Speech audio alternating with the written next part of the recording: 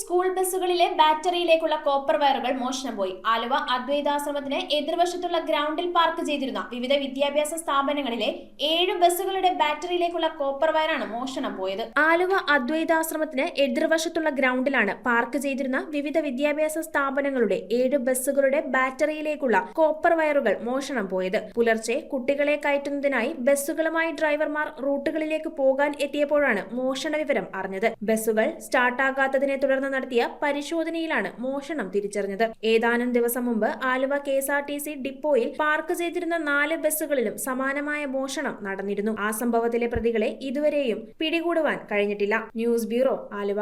Sevens gold and ഡയമണ്ട്സിന്റെ പള്ളുരുത്തി ഷോറൂമിന്റെ inaugural ഓഫറായിട്ട് ജനുവരി 11 മുതൽ ഫെബ്രുവരി 11 വരെ ഗോൾഡ് പർച്ചേസ് ചെയ്യുന്നതിൽ നിന്നും തിരഞ്ഞെടുക്കുന്ന 11 ഭാഗ്യശാലികൾക്ക് സമ്മാനമായി ഗോൾഡ് കോയിൻ ലഭിക്കുന്നതാണ്. ലൈറ്റ് വെയ്റ്റ് ജ്വല്ലറിയുടെ ഒരുപാട് കളക്ഷൻ നമ്മുടെ സെവൻസ് ഗോൾഡ് ആൻഡ് ഡയമണ്ട്സിൽ അവൈലബിൾ ആണ്.